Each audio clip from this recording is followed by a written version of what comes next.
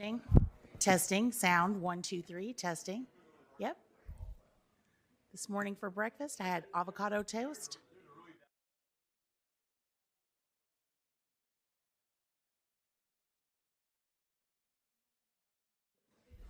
Do you have a buzz on yours? Testing. One, two, three. Testing. For breakfast, I had avocado toast and coffee, and that's it. Testing. Yep. Do you still have the buzz on yours? Okay. You guys good? Okay. Yep.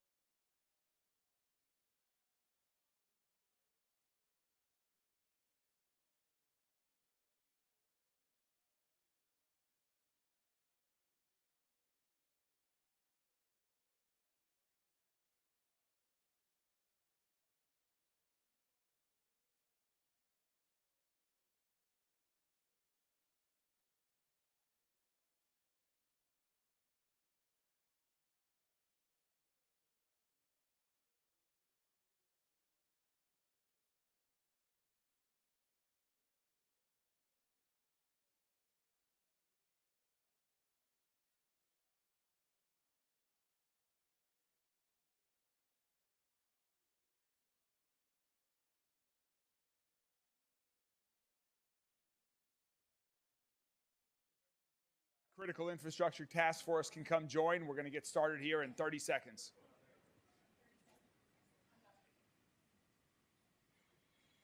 A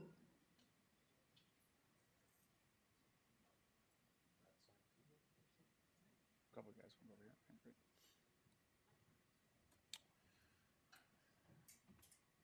great. Good morning, everybody. Hope everyone is having a good week so far, and it's wonderful to be with you for our weekly update. And this week, we're going to start on an area of great success for our city, an area where we are making great progress, but we know we still have more to do, and so we're going to continue to do more and do it faster.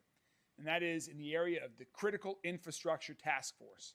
And I'm joined today by some members of that Critical Infrastructure Task Force that we put together last October, a public-private partnership designed to respond to the outbreak of copper wire theft that was going on in Louisville and we know elsewhere around the country.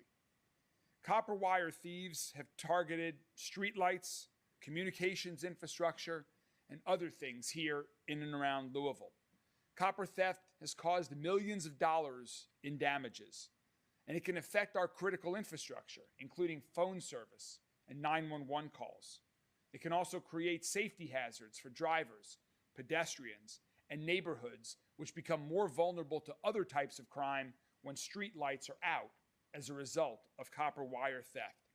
So we took action, and I'm proud to say that progress is being made. Progress in enforcement, progress with new legislation, progress with new technology that is helping to prevent this from happening, and progress with communication so our community knows what we're doing and how they can help. I want to run through some of that progress in more detail. First, our progress on enforcement. This year, LMPD has announced several investigations and arrests for copper wire thieves who have been caught and apprehended for what they have done around the city. We've made progress in technology, and now we have a new system called the tamper system that can detect and alert police to thefts as they are happening so that we can catch criminals quicker when they try to steal copper wire. We've also added more cameras at key locations where we've been susceptible to copper wire in the past to prevent copper wire theft from continuing to happen. And this past spring, the state legislature passed a new law that makes it a felony to disrupt critical infrastructure while stealing copper wire. And I also want to give a thanks to Councilman Kramer and Councilman Winkler, who have co-sponsored an ordinance here in Metro Council that will provide additional support to these efforts to deter and detain copper wire thefts. That ordinance is making its way through Metro Council right now, and we hope that following their break with some amendments to that ordinance, that will pass. So with these additional tools in our tool belt, and with the partnerships that we've been made who are represented here today, we are confident that this positive momentum will continue. But as we move forward, we want to make sure that we have the public's help. We need people from all across the community to help us on this effort, to keep our community safe, engaged, and prevent even more copper wire theft. So today I'm proud that we're launching a new public awareness campaign that has been led by my colleagues on the Critical Infrastructure Task Force to encourage the public to keep sending us tips as they already have. We all know that preventing copper theft enhances public safety. So please, if you see something, say something, and you can call Crime Stoppers if you have a tip. That's 502-582-CLUE. Again, Crime Stoppers is 582-CLUE. And qualified tips can get up to a $5,000 reward. And you'll be supporting our work to make your neighborhood safer, your neighborhood stronger, and your neighborhood healthier. So please, if you see something, say something and let us know. I want to thank all of our partners on the Critical Infrastructure Task Force, including AT&T. Carlos is here today. Kentucky Transportation Cabinet, thank you very much. Spectrum and others for their pledges to help with this infrastructure task force and to make cash rewards possible that are leading to a lot of this information. Along with these partners, I want to thank other partners as well. The Attorney General of Kentucky, the Commonwealth's Attorney, the County Attorney, Metro Council, as I mentioned, LMPD, who you'll hear from in a moment, ABC, and other law enforcement agencies, along with some other private sector partners like LG&E, the secondary metal recyclers, and others who have worked hard to prevent and catch copper wire thefts. We will continue to catch them, we will continue to prosecute them, and hold them accountable to stop these actions. And finally, I want to thank Outfront and TARC for donating media space that is helping us get the word out to the community to engage even more people in this effort. This is another way that we are stepping out, working in partnership with the private sector, with state and local and federal partners, all working together to prevent crime from happening in our community. I'm excited about the progress that we have made, and I'm even more excited about the continued progress that we will continue to make with the strength of this task force and the strength of our other partners. So now, here to hear a little bit more about what has been going on, I'd like to welcome LMPD Deputy Chief Ryan Bates.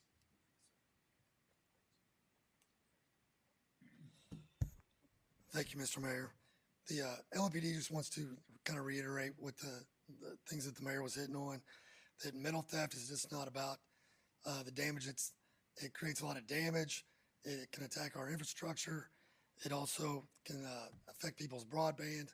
And this is kind of a drain on some of the resources that, as far as, the time we're working on that is time we could also be spending patrolling your neighborhoods. Things that we have done, we've put tamper systems on a lot of the highway infrastructure so that our officers are alerted and can respond quickly and promptly while this theft is in process, so we can catch people committing these crimes. We would like to thank the task force for the increased collaboration and communication amongst all the people that are affected so we can get our police services out there quicker. And once again, we'd also like to reiterate, please contact any type of information you have to 582-CLUE or 574-LMPD. And like I said, the enhanced collaboration and cooperation that we've got from the agencies has been amazing. So thank you for that. Thank you, Deputy Chief Bates. I would like to give two final shout outs to two of my deputy mayors who have really helped lead this effort from my office. Deputy Mayor David James and Deputy Mayor Nicole George. Thank you all very much for your leadership.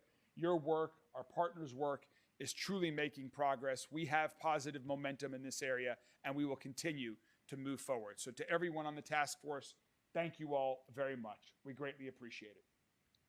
Well, and we're happy to take questions about that at the end of our remarks here this morning. But thank you guys very much. We'll switch topics onto the next topic. Thank you. We're going to be joined by a few more folks from our Office of Sustainability that are coming up now, because we want to acknowledge an important movement that's happening in Louisville and across the country. And it's called Plastic Free July. Sustainability is one of our great responsibilities as a community and as a city government. And one critical issue that deserves our attention is the impact of plastic pollution on our health and in our streets and in our green spaces and in our waterways. On average, over 87,000 tons of plastic a year is collected in Louisville, most of which ends up in a landfill. Again, 87,000 tons of plastic. That's a big problem here. It's a big problem around the world. Plastic pollution has reached alarming levels. It's hurt our waterways, our public health, and it's in our food chain. And the good news is that everyone can be a part of the solution. Just as you can help out to prevent copper wire theft, you too can help us with this as well.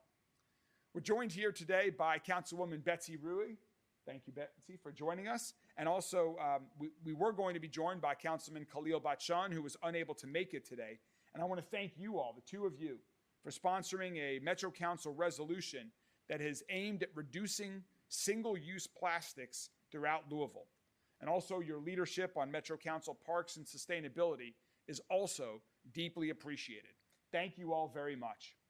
And each of us individuals and organizations that we're a part of can start making conscious choices to reduce the use of plastic products, especially single-use disposable products.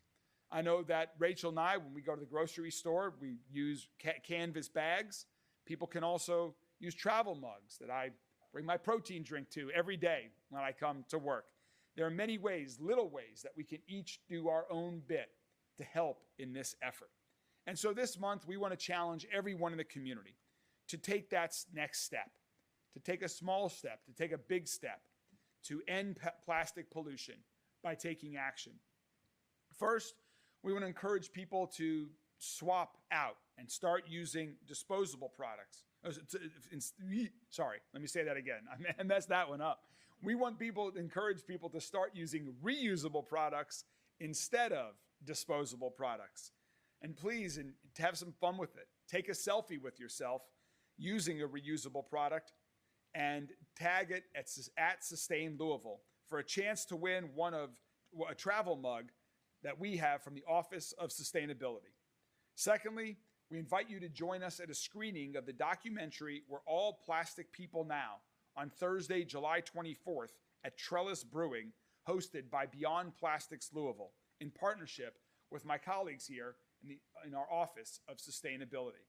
Trellis Brewing has generously pledged $1 for every beverage purchased that evening to benefit the Kentucky Waterways Alliance, an organization that's committed to protecting, restoring, and celebrating Kentucky's waterways.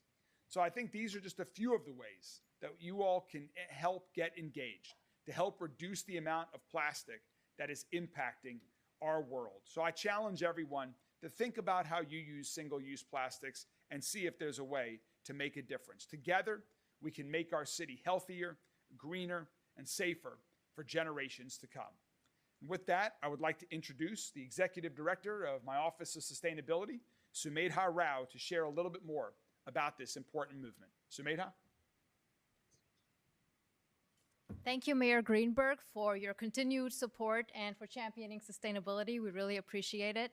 I'm Sumedha Rao, and I have the honor of serving as the Executive Director for the Mayor's Office of Sustainability. And one of the most rewarding things about my role is that I get to work with students like our intern, Mia Trinan, who's here with us this summer, with colleagues like everybody from the Office of Sustainability who's standing here today, as well as our colleagues from Solid Waste Management Services, who leads on education and recycling efforts, as well as businesses, policymakers, and industries across the city to talk about not how we're all part of the sustainability crisis, but also how that means we're all part of the solution. As in my role, I hear a lot about how Louisvillians are really concerned about the plastic pollution crisis, whether it's the visible litter that we see in our beloved parks, or whether it's the invisible effects of microplastics and PFAS pollution that is in everything, including the deepest parts of the ocean to our bloodstream and breast milk. It's an issue that's on everybody's minds. But the impact of Plastic-Free July is that we want to make this issue accessible for people. We don't want people to feel daunted by the issue, but know that any effort that you can take counts and that every individual and organization can do something about this. One of my favorite things to do is when I go to grocery stores, I like to try to pick items that are either unpackaged or packaged in plastic or glass. That's a good way to reduce plastics. And it's also has the added benefit of steering me away from the candy aisle, which is always a plus. So we really thank everybody for your participation in the campaign this month. We look forward to seeing the actions that everybody is taking. And thank you again for your interest in this issue. And I look forward to working together with you on this. Thank you. Thanks so much, Sumedha. Thanks to everyone with the Office of Sustainability. Thank you, Councilman Rui, for joining us here today. Thank you guys very much. All right, and finally, I just want to give a little brief announcement about some of the exciting things that are happening around our city for the 4th of July weekend this weekend. We hope that everyone has a safe and healthy and fun celebration for the 4th of July, and there are lots of things that are going on around our city. I encourage you to follow my social media channels for a full list of all of the activities we're aware of that's happening. But those include Thursday night, if you're interested in fireworks, the Louisville Bats, following their baseball game or having fireworks. On Friday, please join us at the waterfront for a great community celebration. There's going to be a great talent show, lots of family fun at the waterfront, and fireworks, of course. Also, Paristown is having a 4th of July celebration on Friday. And then on Saturday night at Riverview Park in the southwestern part of our city, there's another great celebration and music and fireworks as well that the city is sponsoring at Riverview Park, the one on Waterfront as well. So I hope everyone has a safe, healthy, and happy July 4th long weekend. And we've got so much positive momentum and exciting things going on that we are going to keep working right through it. But I hope people around the city have a chance to take a break and celebrate our nation's Independence Day. And with that, I'm happy to take any questions from members of the media. I wanted to ask about Nulu. Specifically, it seems there was a letter sent out from the Business Association basically saying they would like to see more police presence, and the deputy chief might want to weigh in on this. They actually, I believe, said that they've hired some of their own patrol and security. Can you speak on that specifically and the broader issue that we've seen? Sure. The question was about some of the things that have happened in Nulu over this past weekend and what our response is. We've been in very close contact with business owners in Nulu through the weekend. Yesterday, the chief, myself, the chief of LMPD, Alcohol, Beverage, and Control, ABC, and we will all be meeting with business owners tomorrow in Louisville. And we have a plan to continue to take action in there to ensure that everyone can enjoy themselves safely in that neighborhood and in every neighborhood in our entire city. We will have an enhanced LMPD presence in Nulu as we move forward, just as we have taken action in other parts of the city where that is needed with an enhanced LMPD presence. There'll be a more visible presence of officers there, and we want to encourage people to enjoy themselves in neighborhoods like Nulu, a wonderful, thriving neighborhood that is built for hospitality. But at the same time, there are rules that must be followed. There are rules that must be followed by the establishments there. And so if there are any bars that are breaking the rules or violating noise ordinances, we will take more aggressive action. And also for individuals that are enjoying themselves, they need to enjoy themselves inside the bars and restaurants. They are not allowed. You are not allowed to drink on the streets. You're not allowed to drink on the sidewalks in Louisville when you're on public property. You are not allowed to block traffic whether you're drinking or not. And so LMPD and others, we will be taking action to enforce that so everyone can enjoy themselves safely in Nulu and every other neighborhood. And so we are meeting with the business owners. We've been in contact with them every day. We're meeting with them tomorrow, and we will share more of our plans with them.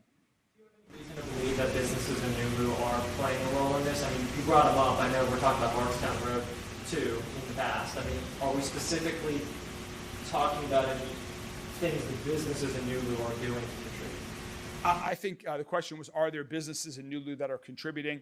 I think there might be. Let me be clear. There might be one or two businesses, but for the most part, the businesses in Nulu are all following the rules as far as we know.